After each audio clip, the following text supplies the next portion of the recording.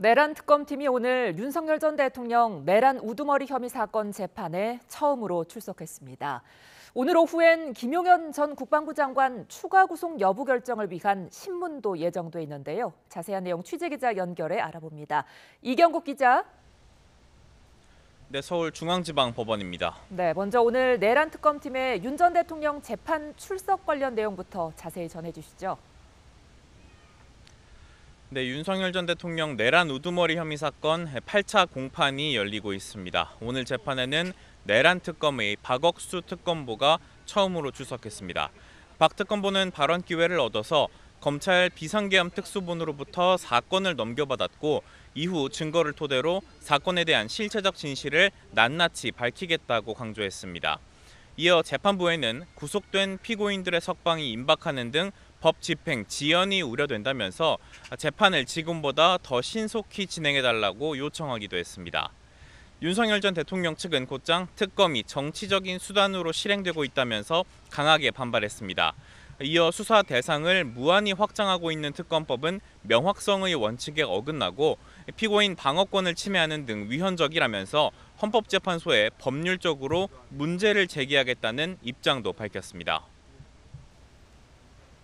네, 이런 가운데 김용현 전 국방부 장관 추가 구속 갈림길에 선 상황이죠.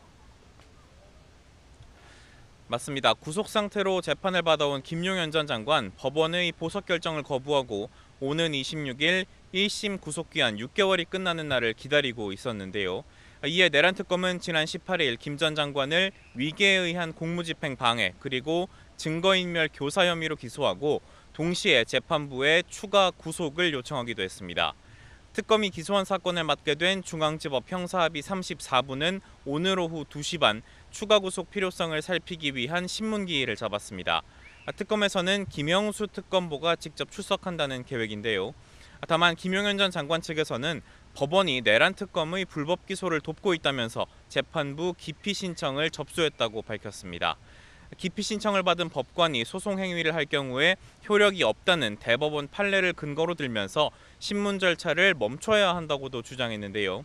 재판부가 기피 신청을 간이 기각할 경우 신문은 진행될 수 있지만 그렇지 않다면 재판 진행은 멈추고 다른 재판부가 기피 신청에 대한 판단을 내리게 될 전망입니다. 네, 이렇게 특검이 본격적인 움직임에 나섰는데 윤 전 대통령 오늘도 법원에 출석하면서 침묵을 지켰죠. 맞습니다. 윤석열 전 대통령 오늘 오전 10시쯤에 서울중앙지법에 도착을 했습니다. 3대 특검이 모두 업무에 돌입하면서 속도를 내고 있는 만큼 취재진은 향후 특검 소환에 응할 것인지 또 외환 혐의에 대해서는 어떤 입장인지 등을 물었는데요. 윤 전 대통령은 지지자들을 쳐다본 뒤 앞선 재판 때와 마찬가지로 아무런 대답 없이 법원으로 들어갔습니다. 윤 전 대통령 지난 16일 7차 공판 당시 질문하는 취재진에게 지지자들을 볼 수 있게 앞을 막지 말아달라는 말을 하기도 했습니다. 지금까지 서울중앙지법에서 전해드렸습니다.